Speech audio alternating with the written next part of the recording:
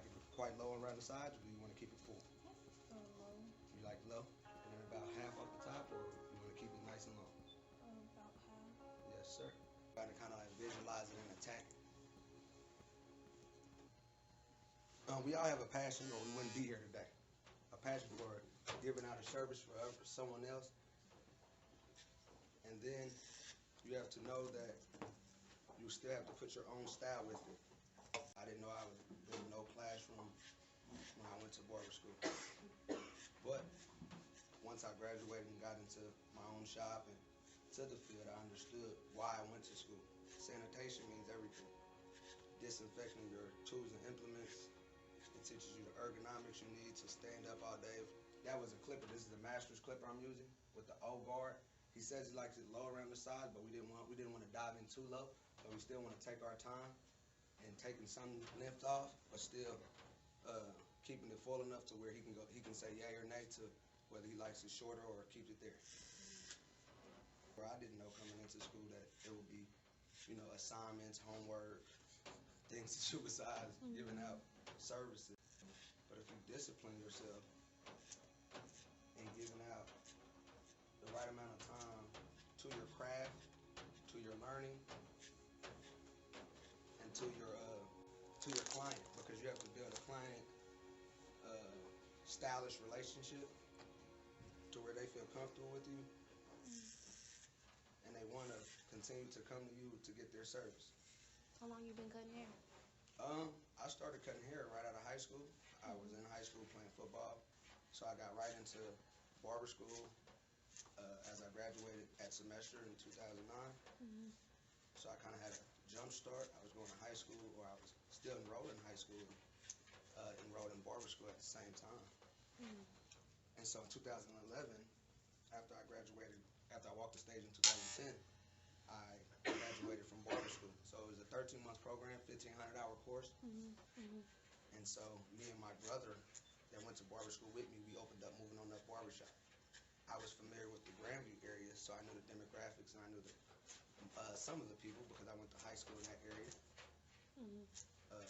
You went to Grandview? Yes. And then I knew we did in school, we had an assignment where it was build your own shop, and we had to do write a business plan, and we had to find a traffic count of the area, and we did all that on Main Street. And this was when Main Street in Grandview was dead at the time.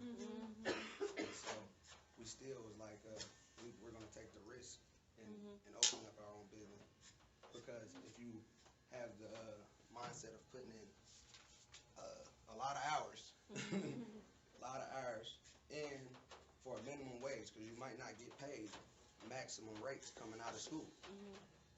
Coming out of school, you should almost want to budget your wages. You should want to learn the maximum wages that's out that people are charging, and you want to know the kitchen wages what people are charging at the house, and you want to kind of budget right in between.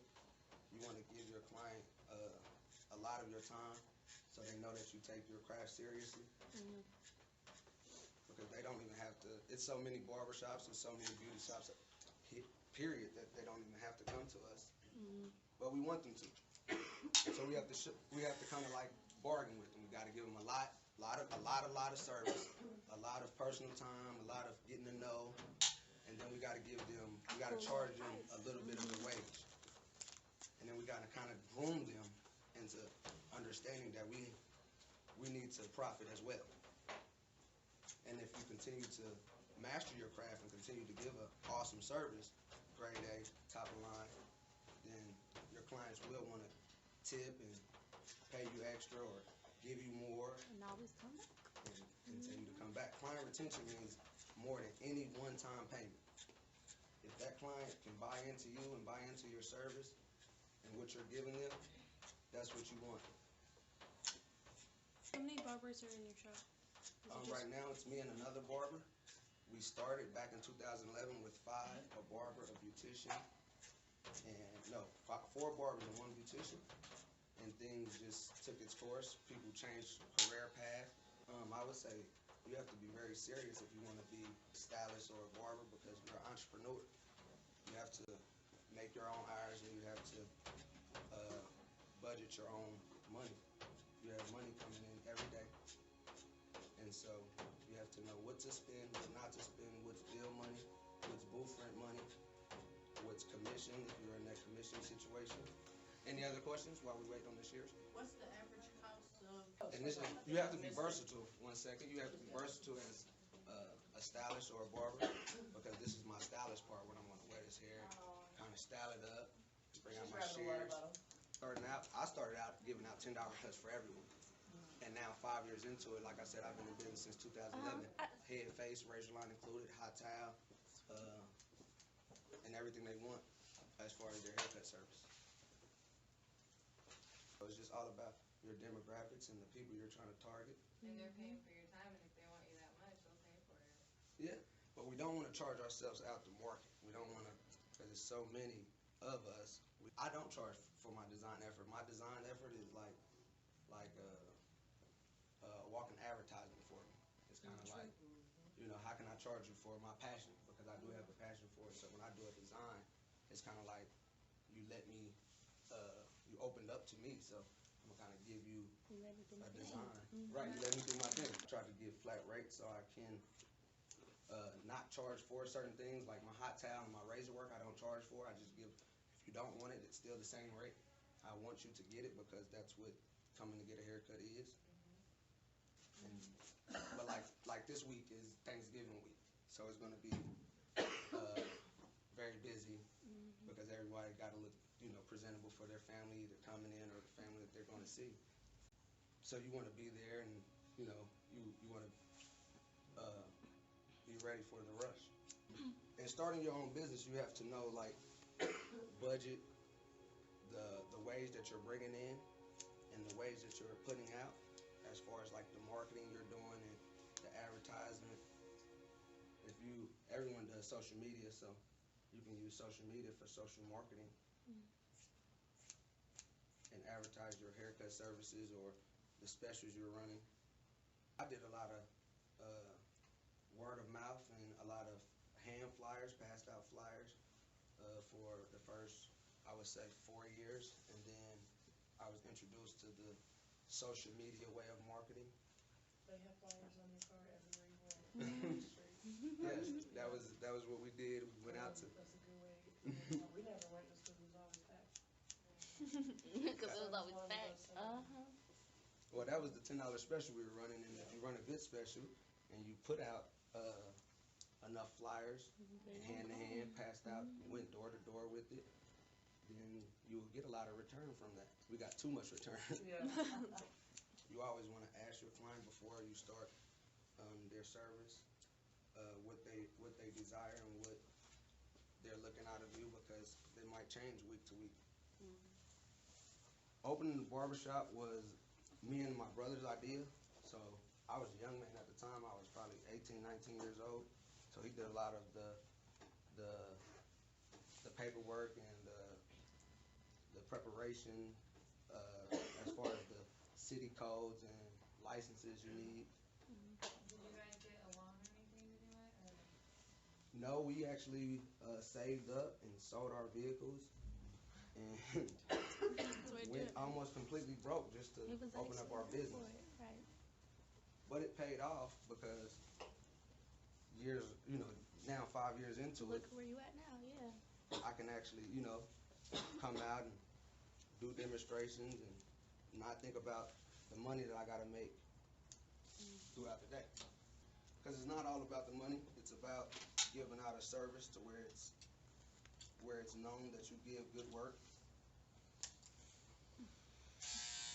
You hit it right in the nose. If they own a percentage of your company, then they own a percentage of you. And then you're not an entrepreneur working for yourself anymore. So that's why I charged a cheaper wage, because I wanted a mass of people to come visit the barber location, the barbershop, so we could know that we could afford the bills, and everything was to pay the bills at first. There was no take home. I'm not taking a lot home, but you still have the satisfaction of having your own business and you own your own share if you're in a booth rental situation. In fading, you should know your guards. You should know your guards. I'm using that basic master clipper where I'm raising the guard, the lever, from lowest to highest point, blended it in, especially around the crown area here. changes direction. You hiring? Yes, we have open chair space available. We're looking for energetic people who are willing to put their service first. Understand that you have to build your clientele. You have to build your following. Especially with barbering and things like that, because boys are picky. But ladies are way more pickier than boys, you don't think? No, because a lot of dudes is not gonna let you cut their hair because they like you. First off, you a female. Second of all, I ain't never seen you cut hair, so.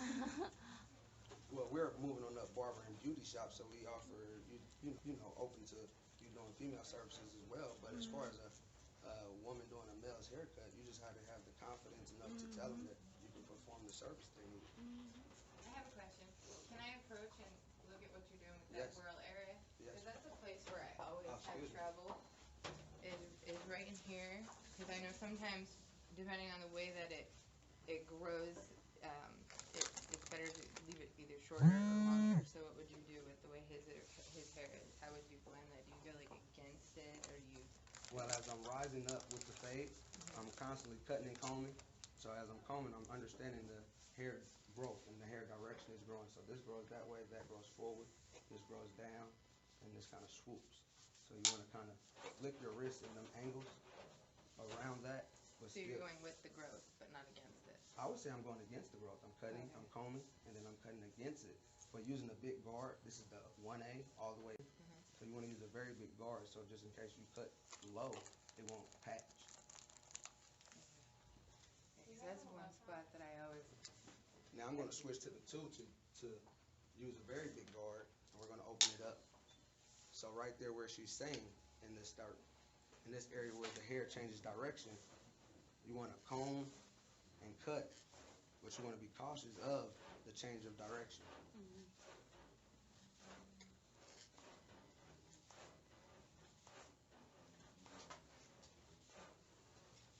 That's where I always get frustrated. Then I end up just like over texturizing it and blending it, and Right. but then when it grows out, it doesn't look right. So you just want to kind of like take your time and like knead at it. And even right here, it's meshy right here. You want nice, clean, and crisp cuts when you're finished. About how long does it take you to get a haircut done? Just one men's haircut? Like I said, you gotta be in tune into your service. I probably spend about 45 minutes to an hour on each cut.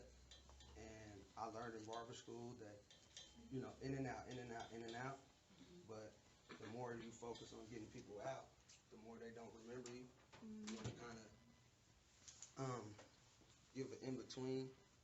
Now I'm pulling the hair up. I switched to my shears because I used my biggest guard all the way open, and it didn't cut anymore. So I don't want to continue to cut without blending this spot in perfectly. So I'm moving to my shears. Thinning shears takes the bulk out. That's knowing your tools and implements.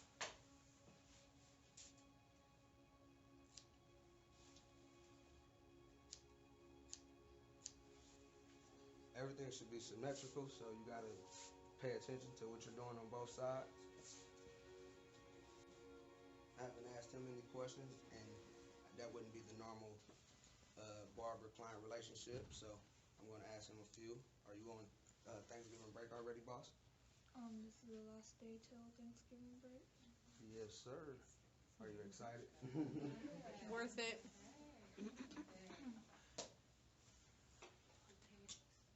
We're going to move to our liners. I like to keep my lines natural and soft. You want to always check your liners, make sure they're not biting or too sharp. I like to test them on the softest part of your skin, which is your inner arm. If they're not cutting you, they shouldn't cut your client. But you still ask, are they too sharp? How are they feeling on you, boss man? Good.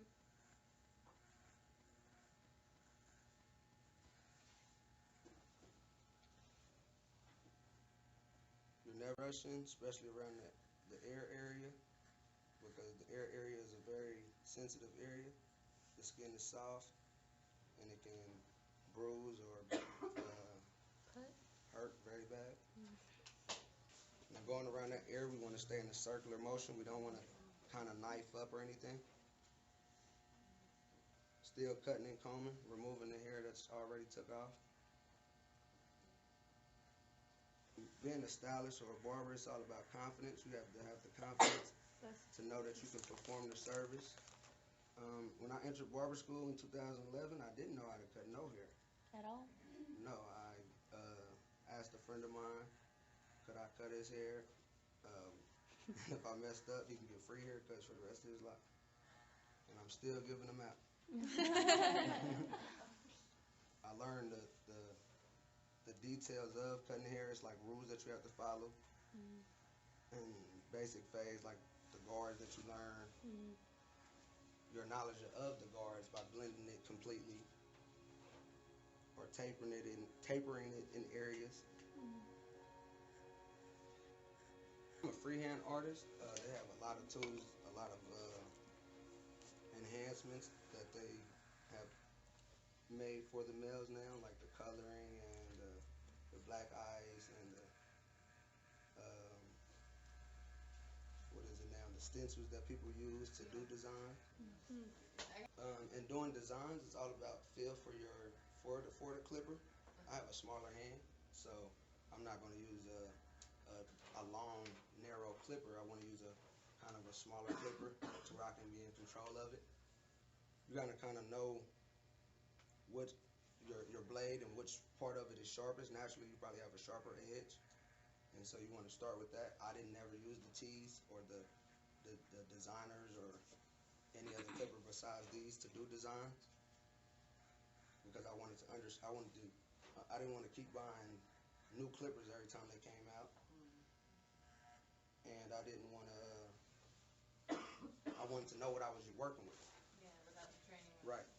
Kind of like a freehand artist or just a freestyle artist. Yeah. Still not hurting you at all, boss? No. Yes, sir.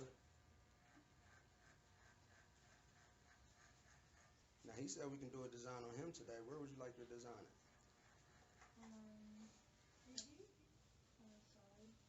Like on the side? I'm so excited. Do you have one side that you prefer? No. Have you ever gotten any ladies in with like an undercut or a side shave for designs in them? Yes, if you look at on our YouTube page or on our Facebook, moving on up Facebook, YouTube, Snapchat, we do ladies cuts with designs, we do male cuts with designs, young man designs, grown man design. An Usually interaction. I'm talking and interacting with my client. Today, honestly, I'm a little nervous because I'm here with you guys. So, You don't seem like it. well, He's you shaking gotta a have little that bit. confidence, right? And so, I would say the client-barber relationship, I look at my clients, we call each other, I'm your barber bro. So, we kind of talk about any and everything. It's the barbershop, of course.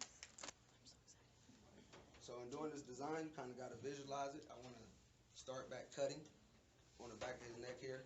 Do you like a straight line across the back of your neck, or do we normally just fade it out?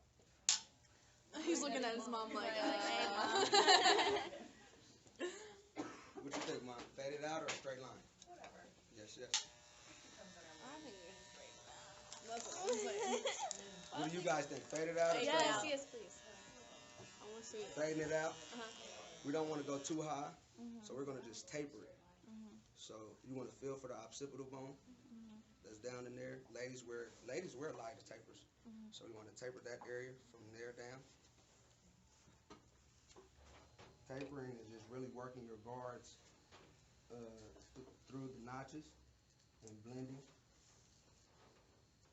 What's the scariest thing about graduating? Anyone? What's your biggest fear? Probably just the test. Is it test? Yeah, the statement test. That's probably it. The test is the school work part. You have to continue to study as if you were in school. You got to pass the test so you can be certified, and the time that you spend in school wouldn't be for no reason.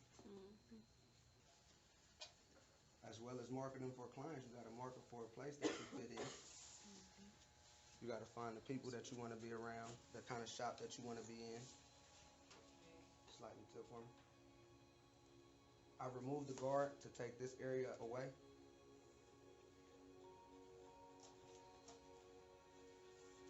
master's no guard on the very bottom of his neck. You have to be open to knowing all types of hair textures. You can't be just dominant in one field. You got to be well-rounded in your capabilities.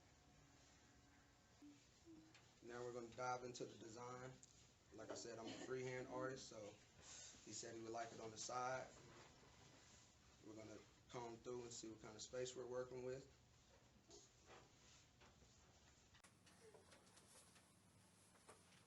I would like to point out, you guys notice how many times he's spun that chair around and looked at every angle over and over?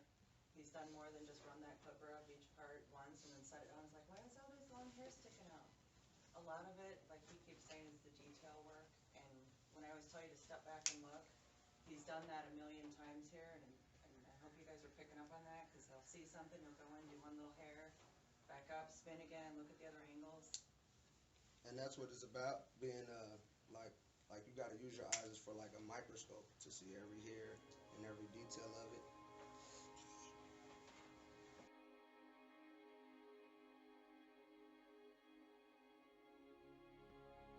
Applications, like if you want to be profitable in barbering, you want to learn how to color, how to do as far as females, installations, continue to give out the long layer cuts and blunt cuts as she's describing.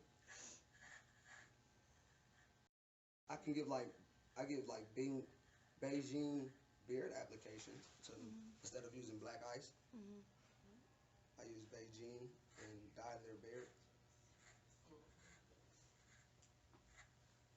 With given a design, you want to stay equal in line depth.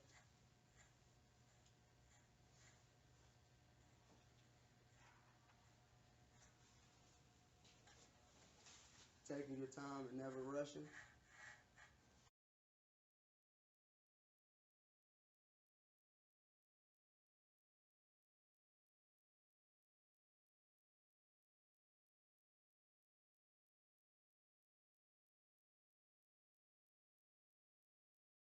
Yeah. And that's what you got to understand. You have to brand yourself, and you got to be known for something. In Grandview, I'm kind of known for having either too many people or giving out a hot towel razor shave. Branded in something so people can remember you for it. If they just remember you giving out a bad service or a rush job, then word of mouth is going to kind of shut you down.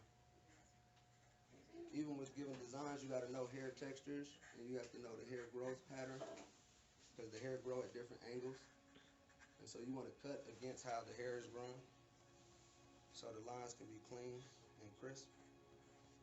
I want to brand myself, and I'm branding Moving On Up Barbershop, so we can build a team of classical stylists and barbers giving out the best service. I feel like I give one of the best service in the whole Missouri. And so I'm looking for people who can give teammates who can give out the best service in whatever they do. Different locations, that's a future goal. But as far as building a team to where we're all known for giving out amazing services and taking our time and giving quality work, that's like my next goal. How many heads you get a day? Like on the weekdays and then on the weekend? Weekends I haven't counted in a while. It stays busy till from the time I walk in to the time I leave. Weekdays I probably do about 10 a day. That's not bad at all. No, we've been in the same location, and we have been giving out a good service for 5 years, so client retention is pretty good for me. You're gonna be the coolest kid in school. The main thing is about not overcharging your clients. You're new to the industry. They know that you're new, and it's good that you're new, so it gives you time to grow.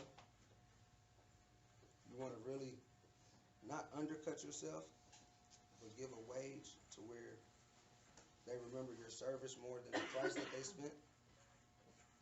That was my main thing, that One of the main foundations or things I kept going with me because I wanted people to continue to come back. So I didn't want to charge them. I didn't even want to charge them what everyone else was charging.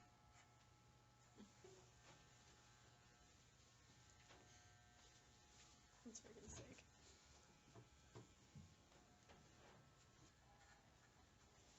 I look at myself as a barber artist, so the less help you can use, like as far as like the stencils and stuff, is better. I like to do a lot of freehand work.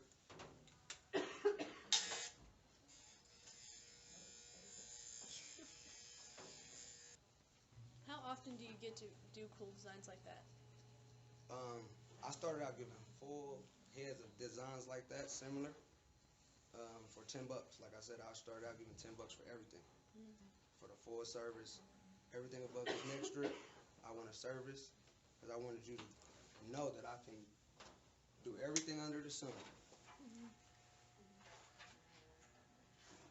I started out doing a lot of these because I went to Grandview and I was connected to the football team. And guys were, that's when the Mohawk kind of first just came out or was going real big, and the guys were wearing the colored dyes and the Mohawks. So I started out with the Grandview's football team, giving them designs, and grew with them.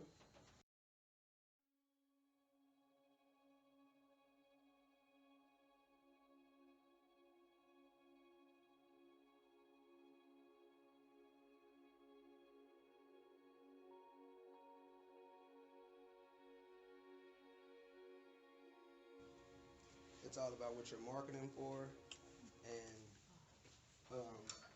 I would even say coming out of school now, I would suggest people to understand the clientele in which they want to market and which they want to reach, and figure out how they talk, basically, whether it's reading they do, whether it's social media they do. That's why, as well as digital marketing, we do the coffee shop news, because we want to reach everyone. Finishing him up. You wear your bangs natural in the front? Do you wear your bangs natural in the front? Yes, sir. So with that, you want to clean them up a little bit, keeping them natural.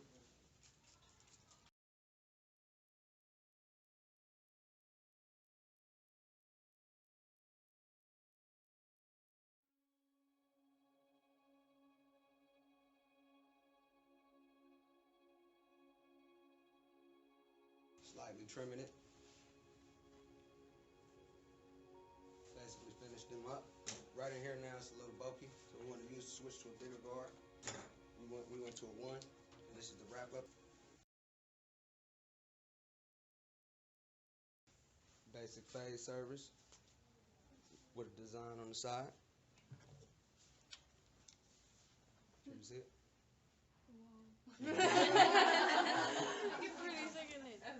Let me take a picture so you can see the whole side.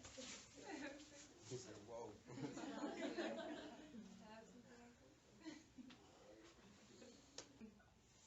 And you have to always look better, be looking to get better. So you gotta, as I'm taking pictures, I'm critiquing myself. I can already see where I would want to do things differently. And so you should always do that as a stylist. You should critique yourself. Don't tell them, but critique yourself. I know that's one thing with me. If I hang out with a client for too long after I do their hair, I keep wanting to like do something more. Yeah, you want to add a little bit more. It's a really hard thing to break, that perfectionism. What do you think, boss man? That's cool. Yes, sir. Yes, sir. We gotta push to be perfectionists, but we kind of, once it's done, it's done. You gotta know when it's done. Yeah. You want to remove the neck strip, make sure all the hair is off the back of his neck. That's how we can tell the kitchen barbers they don't know how to finish their services. The neck is a very sensitive area. You want to be gentle, but a week later, Right. that's it. New hair has grown, and you kind of want them to let that surface grow out so you can give them awesome service again. Tell your friend jealousy will get